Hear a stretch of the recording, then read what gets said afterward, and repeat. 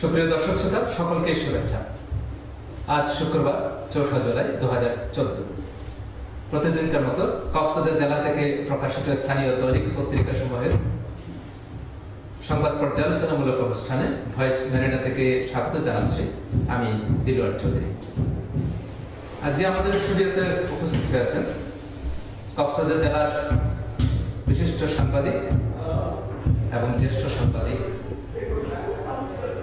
বাবু প্রিয়তোষ পাল পিন্টু। পিন্টু, আপনাকে স্বাগত জানাচ্ছি। আজকে আমাদের হাতে 11টি পত্রিকা এসে পৌঁছেছে। প্রথমে আমরা শিরোনামগুলো একবার দেখে নিই। দৈনিক বাকখালী, খুশ মেজাজে আওয়ামী লীগ, অস্বস্তিতে বিএনপি। সেন্ট মার্টিন দ্বীপে ফের ভাঙন, পেকুয়ায় ইউনুর সাথে ইউপি চেয়ারম্যানের হাতাহাতি। মহেশখালীর চাঞ্চল্যকর সাইবার মামলার বিচারিক কার্যক্রম শুরু। কোটাখালীতে খুনের ঘটনায় বিএনপি যুবদলের 17 নেতা কর্মীর বিরুদ্ধে থানায় মামলা। দৈনিক সমুদ্র বার্তা, সহিংস আন্দোলন মেনে নেওয়া হবে না বলেছেন শেখ হাসিনা। উপকূলে চলছে পোনা নিধনের মহোৎসব। নীলা স্টেশন সড়কে জলাবদ্ধতা, জনগণের চরম দুর্ভোগ। টিআইবিকে জাতির কাছে ক্ষমা চাওয়ার আহ্বান শিক্ষামন্ত্রী। দৈনিক আপন কণ্ঠ, সেন্ট মার্টিনে ভয়াবহ ভাঙন। বিশ্বব্যাংকে বাংলাদেশ শেয়ার বাড়ানোর উদ্যোগ নিলেও বোর্ডে প্রভাব বাড়বে না। মৎস্য সপ্তাহের দ্বিতীয় দিনে ফরমালিন বিরোধী অভিযান। কোরাইলের সহ ব্যবস্থাপনা সংগঠনের কর্মপরিকল্পনা সভা অনুষ্ঠিত। দৈনিক আমাদের কক্সবাজার, সেন্ট মার্টিনের ভাঙন রোধকল্পে সংসদ ও উপজেলা চেয়ারম্যানের এলাকাবাসীর হস্তক্ষেপ কামনা। শান্তি চুক্তি বাস্তবায়নই পাহাড়ে শান্তির একমাত্র পথ। মাইজপাড়ার চলাচলের সড়কের বেহাল অবস্থা। পর্যটন খাতে আয় 3.5 কোটি টাকা। আচ্ছা জনাব পিন্টু, আমরা দেখতে পাচ্ছি সেন্ট মার্টিন দ্বীপের ভাঙনের কথা বেশ কয়েকটি পত্রিকায় অন্যতম প্রধান শিরোনাম হয়েছে। সেন্ট মার্টিন দ্বীপ যদি ফের ভাঙনের যে আশঙ্কা প্রকাশ করা হচ্ছে, এই ব্যাপারে তার কারণটা কি? সেন্ট মার্টিন দ্বীপ তো প্রবাল দ্বীপ হিসেবে ধীরে ধীরে আরো গড়ে ওঠার চিন্তা করা হয়েছে, গড়ে ওঠার যে আকাঙ্ক্ষা আশা ছিল সেটা এখন ভাঙনের মুখে পড়েছে। এ ব্যাপারে আপনার মন্তব্য কি? গড়ে ওঠার আকাঙ্ক্ষা তো সবারই ছিল এবং আছে, কারণ এটা আমাদের একটি ঐতিহাসিক স্থান। বিশেষ করে সারা দেশের পর্যটকদের লক্ষ্য থাকে কখন সেন্ট মার্টিনে যেতে পারাটা ভ্রমণের অনেক সার্থকতা মনে করে। কিন্তু সেই অবস্থায় এখন যেটা হচ্ছে ভাঙন, পত্রিকার রিপোর্টটাতে একটু গ্যাপ আছে। প্রকৃত অর্থে একদম তথ্যগুলো জোগাড় না করে শুধু সেন্ট মার্টিনের ভাঙনটার উপরে দিয়েছে, জোর দিয়েছে।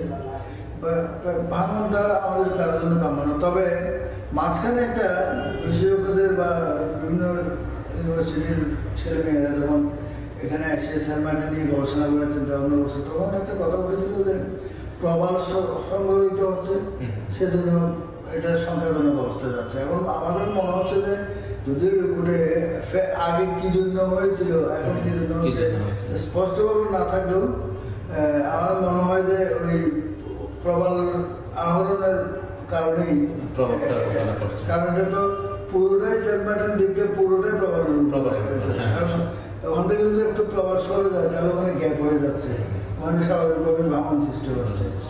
এটা অবশ্যই রোধ করতে হবে, রোধ করা উচিত। কিন্তু আমাদের দেশের দুর্ভাগ্য, এইসব নিয়ে কোনো রাজনৈতিক বা দল কোনো মাথা কামায় না। এই যে আজকে পত্রিকা উঠলো, এটা আপনি এখানকার এটা নিয়ে যদি এখানকার রাজনৈতিক নেতৃবৃন্দকে নিয়ে বসতেন হঠাৎ করে, তাহলে দেখতে তারা কিছু বলতে পারছে না। তার মানে এটা সেন্ট মার্টিন মানুষ ঠিক আছে, তাদের চিন্তা ভাবনা না। আচ্ছা, এখানে আরেকটা জিনিস আমি একটু আপনার দৃষ্টি আকর্ষণ করবো। সেন্ট মার্টিন দ্বীপটা তো প্রবাল দ্বীপ হিসেবে আমাদের দ্বীপ হিসেবে না, প্রবাল দ্বীপই এটা। তো ওখানে যে স্থাপনাগুলো হচ্ছে অনেকটা দ্বিতল ভবন হচ্ছে, স্থাপনা হওয়ার জন্য যে খোরাখুরির যে বিষয়টা আছে, যে ভিত্তি ইয়ে করার যে বিষয়গুলো আছে, এগুলো কোনো আঘাত করছে কিনা? তা তো অবশ্যই আঘাত করছে।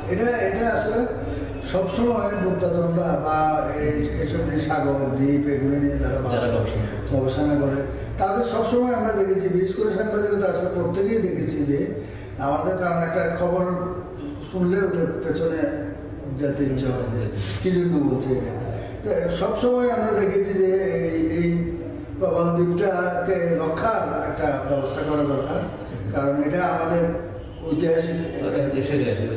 এখানে এমনকি এখানে প্রতিদিন যে এখন বর্তমানে যে পর্যটকরা যাচ্ছে, প্রতিদিন কত পর্যটক ওখানে গেলে কোনো ক্ষতি হবে না, ওইটাও একটা কথা একসময় তথ্য ছিল, কিন্তু সেটা তো মানা হচ্ছে না। সেটাই আসলে কতটুকু পর্যটক এটার ধারণ ক্ষমতা এটাকে সবসময় ন্যাচারাল বিউটি হিসেবে রাখতে বলা হয়েছে। তো এখানে যে বড় বড় হোটেল হচ্ছে এটা আসলে এটা আমাদের দেশের প্রত্যেক জায়গায় দেওয়া হচ্ছে পরিকল্পিতভাবে, তাহলে একটা অংশ না ওখানকার জন্য উপযোগী প্রবাল দ্বীপের জন্য উপযোগী স্থাপনা করা হচ্ছে। উপযোগী স্থাপনা তো ইজি করা যায়। বললে আপনার কিছু ব্যবসায়ী ঠিক করেন, তারা তাদেরকে তাবু ইয়ে করে তাবুতে থাকতে বলেন, তাহলে আপনার হয়তো আপনি নিজেও দেখেছেন কিনা জানেন, আমি একবার গিয়েছিলাম দেখেছিলাম আমাদের যে সেই স্বনামধন্য মারা গেছেন লেখক উপন্যাসিক হুমায়ুন আহমেদের তাবুর মতো করেই তিনি কিন্তু তার সেই সে আইডিয়া থেকে অন্যান্য যারা করছে তাদেরকে বাধ্যগতভাবে তাবু দিয়ে গভর্নমেন্ট নিজেই তো পর্যটক অফিসার নিজেই তো কিছু তাবু দিয়ে ব্যবসায়ীদের দেখিয়ে দিতে পারতো। তোমরা এটা করলে পর্যটক আসার দ্বারা কোনো ক্ষতি হচ্ছে না, বরং ওটা আরো আকর্ষণীয় হবে। দেখার মতো জ্যোৎস্না রাতে তাবুর পাশে বসে থাকা এটা একটা বিরাট ব্যাপার সেন্ট মার্টিনের জন্য। আচ্ছা, এখানে আমরা আরেকটা জিনিস দেখতে পাচ্ছি উপকূলে চলছে পোনা নিধনের মহোৎসবের কথা বলা হচ্ছে। এই যে বিভিন্ন এখন আপনি জানেন গত জেলা প্রশাসন মহোদয় এখানে জাতীয় পর্যায়ে মৎস্য সপ্তাহে উদযাপন হচ্ছে, উদ্বোধন করা হয়েছে। একদিকে মৎস্য সংরক্ষণের কথা বলা হচ্ছে, কিন্তু আবার পোনা নিধনের মহোৎসব চলছে, এই ধরনের তথ্য সংবাদ আমরা দেখতে পাচ্ছি। এখানে পোনা নিধন বলতে কিছু পোনা ধরতে গিয়ে আরো অধিক পোনা ধ্বংস, এই প্রবণতাটা স্বাভাবিক ব্যাপার হয়ে গেছে আমাদের। কোনো সভা সমাবেশে বা বিশেষ কোনো ইয়েতে মন্ত্রী বা কর্মকর্তারা আসলে এটা ব্যাপারে কথা উঠে এটা বন্ধ করো, এই করো, সেই করো, না আসলে তো এটা দ্বারা এভাবে চলছে। এটার ব্যাপারে এখন বলেও কিছু লাভ নেই মনে হয় আর কি। এখন মৎস্য বিভাগ বলে যে এটা তারা অভিযান চালাচ্ছে, এ করছে, সে করছে, কিন্তু আমরা তেমন সাংবাদিক হিসেবে আমাদের চোখে তাদের তেমন কর্মকাণ্ড করে না, করছে না। সেটাই দৈনিক কক্সবাজার কৌশলে ভোটার হচ্ছে রোহিঙ্গারা। হাই ভোল্টেজ ফুটবল লড়াই আজ শুরু। আজ মাঠে নামবে 3 সাবেক বিশ্ব চ্যাম্পিয়ন। রমজানে তীব্র যানজট, শহরবাসীর দুর্ভোগ। যুবলীগ নেতা মিজান হত্যাকাণ্ড, কোটাখালীতে 3 দিন ধরে পুরুষ শূন্য, শিয়াপাড়া ও পূর্ব নয়াপাড়া। দৈনিক আজকের কক্সবাজার ফুরফুরে আওয়ামী লীগ অস্বস্তিতে বিএনপি। সুইস গেট অকেজো, শহর জুড়ে জলাবদ্ধতা। চকরিয়ায় যুবলীগ নেতা মিজান হত্যার 50 ঘন্টা পর মামলা, কয়েকশো ধরে লুটপাট। পুরুষ শূন্য শিয়াপাড়ায় লুটপাট, শ্লীলতাহানি চালাচ্ছে সশস্ত্র দুর্বৃত্তরা। জিম্মি 4 সাংবাদিক উদ্ধার করল পুলিশ। আজকের দেশ বিদেশ। রেলপথ সহ কক্সবাজারের উন্নয়ন প্রকল্পে ধীরগতি। আজ কোয়ার্টার ফাইনালের মহারণ শুরু। মুখোমুখি Germany, France, Brazil, Colombia. Jubo League নেতা মিজান হত্যাকাণ্ডের জয়, কোটাখালীতে পুরুষ শূন্য, শিয়াপাড়া ও পূর্ব নয়াপাড়া। চলছে ব্যাপক তাণ্ডব ও লুটপাট। সাংবাদিকরাও শিকার হচ্ছে আক্রমণের। আচ্ছা, এখানে বিষয়টা দু একটি পত্রিকায় অন্যতম শিরোনাম হয়েছে। কোটাখালীর যে বিষয়টা পুরুষ শূন্য হয়ে পড়েছে রীতিমতো 2টি পাড়া, শিয়াপাড়া, পূর্ব নয়াপাড়া। তো যিনি মারা গেছেন তিনি হয়তো যুবলীগ নেতা মারা গেছেন, তো সাংবাদিকরাও শিকার হচ্ছে আক্রমণের। তো তারই পরিপ্রেক্ষিতে এটা বিচারিক বিষয় আছে, তারই পরিপ্রেক্ষিতে একেবারে পুরুষ শূন্য করে ফেলা পারা, এই বিষয়টাকে আপনি কিভাবে দেখছেন? না, এটা তো একটা সংগঠনের একজন নেতা খুন হয়েছে, এমনি মারা যায়নি। এটার প্রতিক্রিয়াটা আসবে এবং এটা স্বাভাবিক। তো আমাদের এখানে প্রতিক্রিয়াটা। আচ্ছা, এখানে আরো একটা কথা বলা হচ্ছে, আরেকটা পত্রিকায় যুবলীগ নেতা হত্যা হচ্ছে, কিন্তু মামলা গ্রহণ করা হচ্ছে 50 ঘন্টা পর। এতক্ষণ মানে 50 ঘন্টা মানে প্রায় 2 দিন, 3 দিনের পর 3 দিনের পর হয়ে যাচ্ছে। ওটা আসলে ওই যে নেতা মারা গেছেন ওনাদের পক্ষ থেকে একটা অভিযোগ থানায় করা হয়েছিল, তা আমি যদি জানি আর কি। থানা এটা যেহেতু সরকারি দলের একটা সংগঠনের নেতা খুন হয়েছে, থানাটা একটু মানে জিজ্ঞেস করে চিন্তা ভাবনা করে।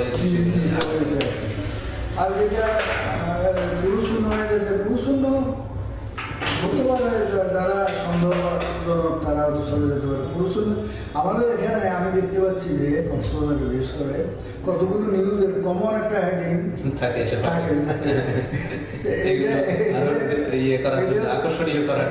তারই বই প্রকাশ কিনা জানে না।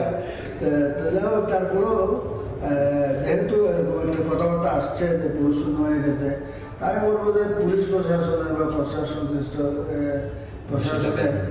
এটার ব্যাপারে একটা নজর দেওয়া দরকার যে যারা প্রকৃতপক্ষে দায়ী তাদেরকে অ্যাকিউজ করে মামলা হোক, তাদেরকে পেলে গ্রেফতার করুক। অন্যান্য সাধারণ পুরুষ বা অন্যান্য অন্য সংগঠনের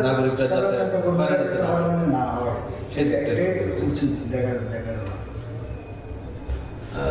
আমরা দীর্ঘদিন ধরে বিষয়টা নিয়ে আলোচনা হচ্ছে অবশ্য আমাদের কক্সবাজার জেলার কক্সবাজার উন্নয়ন প্রকল্প এখন ধীরগতির কথাও একটা পত্রিকায় আসছে। আসলে কেমন মনে হচ্ছে, কেমন তথ্য আপনাদের কাছে আছে?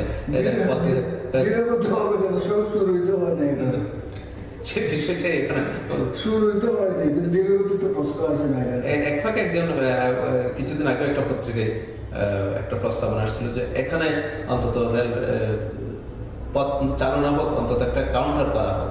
এই বিষয়টাই আপনার মন্তব্য? এটা কাউন্টার করা হোক, এটা টিকিট কাউন্টার করা হোক। আমার মনে হয় এটা যে রিপোর্টটা এসে যিনি বলেছেন ওটা আসলে সত্যিকার উত্তর বলেছেন, কিন্তু বাইরে থেকে মনে হয় এটা মানে একটু ঠাট্টা করেছে মনে হচ্ছে।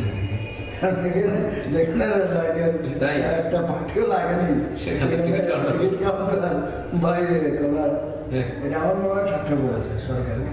আমার ব্যক্তিগত মনে হয় আর কি। দৈনিক সমুদ্রকন্যা মমতাজের গানের পর সংসদে এবার রচিত কবিতা পাঠের সমাবেশ।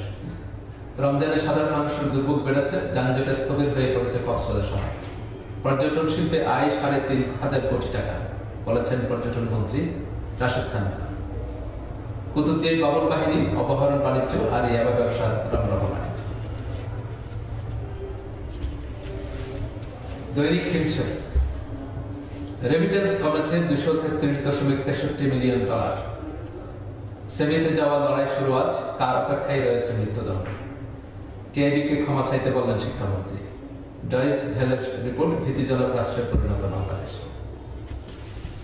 দৈনিক রূপসী-গ্রাম মালয়েশিয়ার পথে নিখোঁজ অসংখ্য বাংলাদেশ।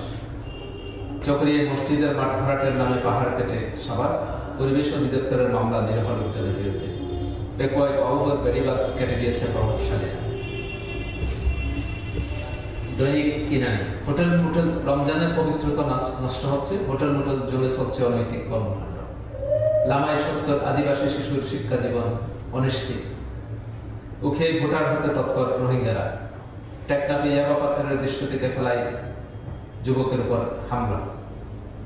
জাতীয় জন্ম নিবন্ধন দিবস উপলক্ষে শহরে র্যালি। আচ্ছা, আমরা মালয়েশিয়ার বিষয়টা এখানে আসছে আবার নতুন করে। আবার আমাদের কক্সবাজার শহরে এই রমজান মাসেও দেখা যাচ্ছে, বিশেষ করে বিকেলের দিকে আপনার হয়তো দেখতে পাচ্ছেন ৩:৩০ থেকে প্রায় ৭টা ৬টা ৭টা পর্যন্ত বেশ যানজট হয়ে পড়ছে। এটার কারণটা কি? ওই সময়টা তো আরো হালকা হওয়ার কথা।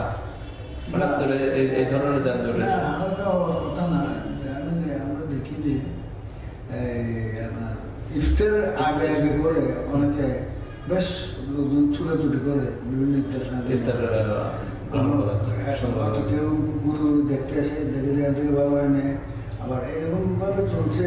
সে এইটা একটা কমন ব্যাপার হয়ে গেছে। এখানে আসলে বিকল্প সড়ক ব্যবস্থা ছাড়া এখানে শুধু ইফতারের জন্য হচ্ছে না, এটা তো প্রায় দিনই দেখা যায় যে এখানে বিকল্প সড়ক এবং পানি নিষ্কাশন ব্যবস্থা ঠিক যদি না হয় তাহলে এই সমস্যা আমার মেটে। কারণ এটা শুধু মানুষের চলাচলের জন্য না, কোথাও কোথাও বৃষ্টির ফলে পানি জমে থাকার ফলেও এটা হচ্ছে। যেমন বুলদিঘির পাড়টা, বুলদিঘির পাড় তো হালকা গাড়ি চলাচল করে, খুব ভারী বেশি করে না, কিন্তু তারপরে আপনি দেখবেন যে বৃষ্টি হওয়ার পর ওখানে যানজট হয়ে গেছে, যেহেতু আমি ওই এলাকার বাসিন্দা আমি বুঝতে পারি।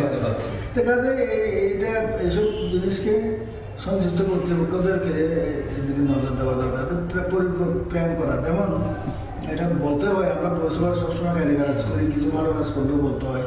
যেমন বর্তমান পরিষদ এসে দেখলাম যে যেমন নিরিবিলির পেছনের রাস্তাটা, এটাতে এক হাঁটু পানি ছাড়া বৃষ্টি হলে কেউ হাঁটতে পারত না। এখন নালা এবং রাস্তা 2000 যখন করেছে, এখন আর পানি জমে থাকে না।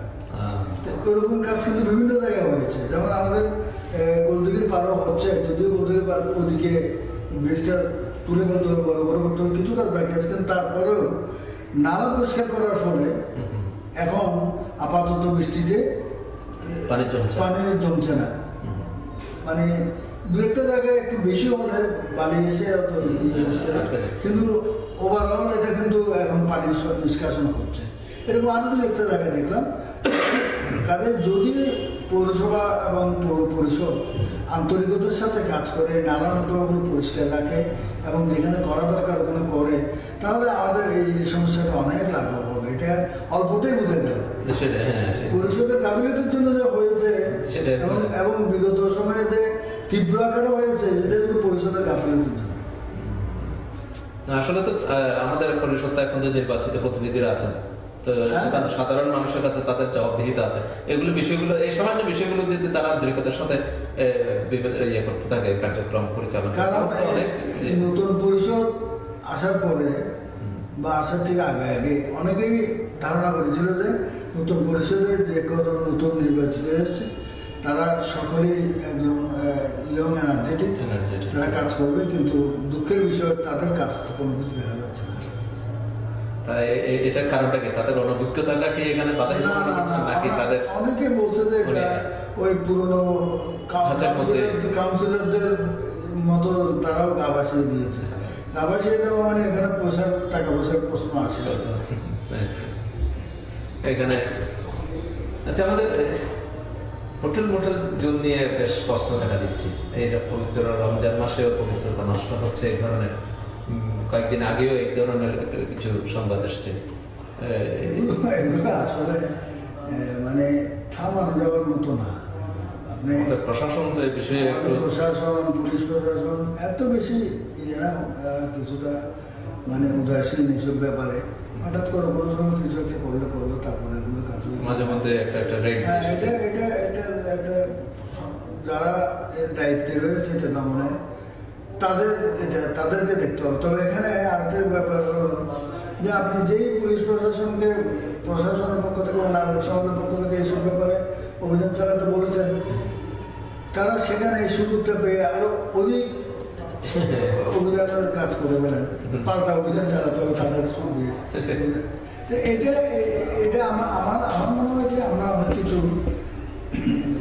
করছি যেগুলো কোনো কাজে আসছে না, বা একটা কিছু করতে গিয়ে আরো বেশি করে ফেলছি।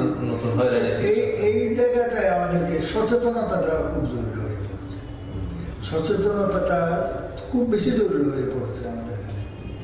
সাধারণ মানুষের খুব সতর্কতা, এবং আমার মনে হয় জনসাধারণের উচিত যে জনপ্রতিনিধি যারা আছে তাদের উপর এবং রাজনৈতিক নেতা যারা আছে তাদের উপর বিভিন্নভাবে চাপ সৃষ্টি করা। এটা নাগরিক সমাজের দায়িত্ব হয়ে দাঁড়িয়েছে, না হলে এটা রোধ হবে না। তো বিশ্বকাপ চলছে, আজ থেকে সম্ভবত একটা পত্রিকায় মৃত্যুদণ্ড কার্যকর হচ্ছে।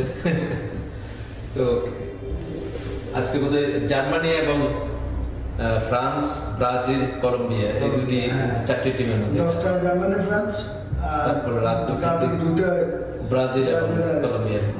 আছে দুইটা খেলাই দেখা উচিত, দেখার মতো খেলা হবে। দুটোই খুবই অনেক সময় আমরা যেমন ফার্স্ট রাউন্ডে স্পেনের একটা ছিল, কিন্তু কিছুই দেখাতে পারেনি।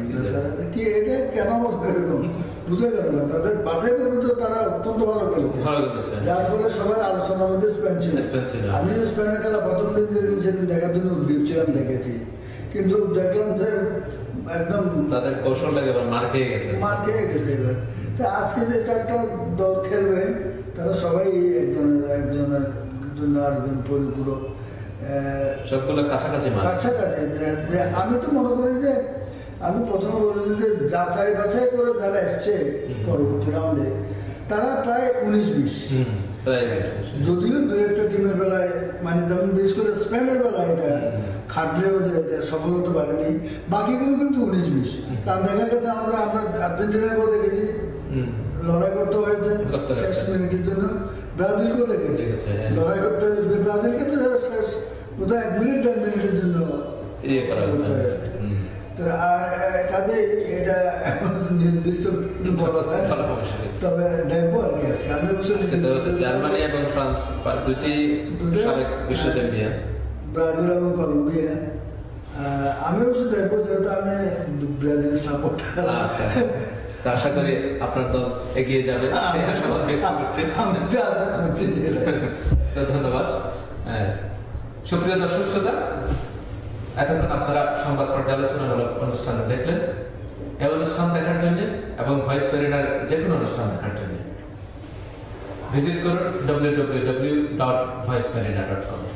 আপনাদের সাথে আবার দেখা হবে আগামীকাল একই সময়ে নতুন কোনো সংবাদ নিয়ে। সে পর্যন্ত ভালো থাকুন, নিরাপদে থাকুন। সকলকে ধন্যবাদ।